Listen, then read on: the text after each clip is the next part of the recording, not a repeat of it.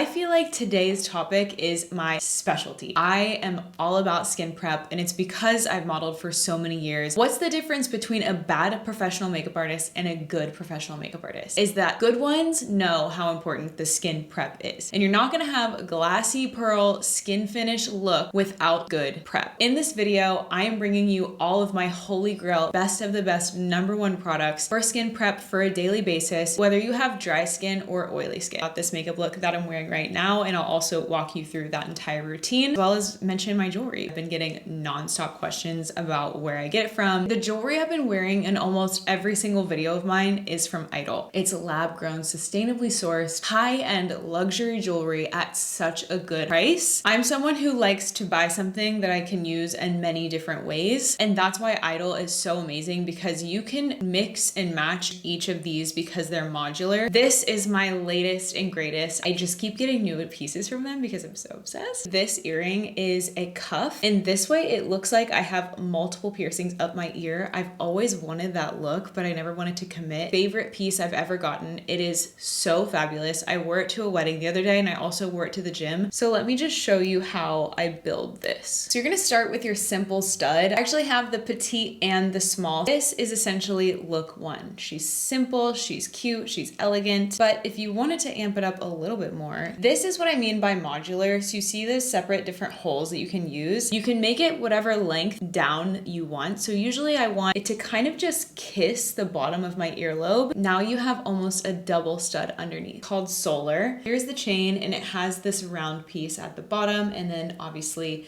the part for the cuff. So I'm gonna take out the stud. I'm gonna fish it through the hole of that chain. This is what I mean by you can build it up and choose your adventure. So that is another style that I could do. This is my most worn piece because I've had it the longest, but you can see it's that same style with the ear cuff. I also have another style where both ends are round. Attach this stud to this stud. This piece is Lucia. Super cute. This is one of my favorite ones. I also have this one, which is Leo. Almost like a ring style earring, and I think it is so freaking cute. And I love getting creative, and that every day is a different day. It's also made of 14 karat gold. Everything is gonna be linked in my caption that I mentioned. Such a perfect gift for someone you love for the holidays. Let's go ahead and get into the video. Sorry I yabbered on, but everybody's been asking me, so I had to tell you. The first step in a perfect glassy skin makeup base is to make sure your skin is clean of anything that could be leaving residue, any texture. Double cleansing is one of the most key ingredients to a glass skin finish, because you really want that oil to break down any residue of anything left on your skin. If you're wearing SPF, especially a zinc SPF, it's really hard to break it down without using an oil. So it will just sit on your skin, and sometimes that's why we break out from specific SPFs. It's not that it's the SPF itself, it could just be that we're not properly removing it and just layering it on top of itself. This is my favorite oil cleanser that I have ever found. It is so light on the skin, it is so gentle. It's from Prequel. I'm pretty amazed at how long it's lasting me, and it's an insane price as well. Love the ingredients. Not sponsored by Prequel. I'm just obsessed, and the prices are insane. You can get it on Amazon. Non-drying glycerin cleanser is my main thing, is to make sure you're using a good duo for a cleanser. This is the best one I've ever found, and I have so many cleansers in my cabinet, and I just keep reaching for this one. Straight out of the shower, no matter what, when my face is still a little bit damp, always apply this. This is my third bottle. This is the Iris and Romeo, the Reset Luminous Hyaluronic Serum Spray. If you've ever used a rose water spray, you'll find that it doesn't really do much, but just kind of like boost your spirits. This actually moisturizes and hydrates your skin, especially if you're somebody with oily skin and you're afraid to put lotion because it's too greasy. This is your best friend. Because your skin is already moist from the shower, putting hyaluronic acid on top of that is only going to seal in more moisture and allow whatever you put on top of it to penetrate deeper, to work more effectively. So you're essentially just boosting your own money through your skincare by using something like this. Also the mist, it just feels so good. Can't get enough of it. If I'm going to go ahead and start getting ready, I realize I'm taking off the hyaluronic acid, but that's just if I'm showering and cleaning my skin. That's the first thing that goes on. If I'm about to do my makeup and I'm sitting in my chair, the first thing I want to do, not every single day, but on days that you really want to like look chef's kiss perfect glass skin, your favorite X exfoliating pads from Wise Beauty. It comes in these really nice pads, feels really luxurious, and I'll just start on my chin where I'm the most problematic, and you really want to give it like a nice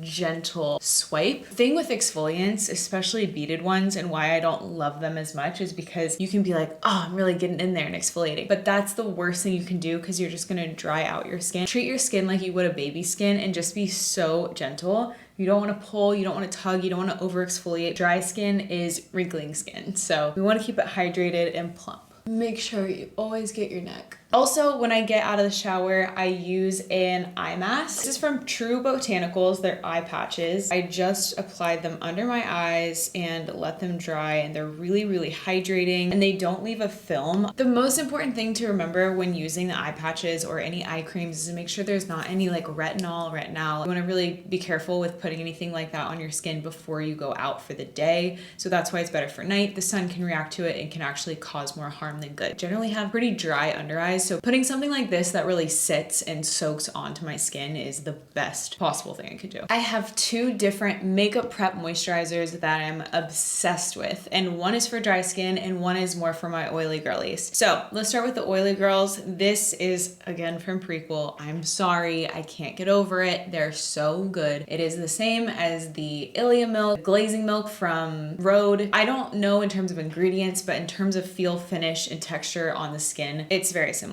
Half and half peptide ceramides fluid moisturizer. And you can see the texture of it is milky and smooth. Going to moisturize it and plump up the skin without setting on top. It's so important to use something like this that's more of an essence or like a milk. If you have oily skin and then you just dry it out, it's a really, really bad combination.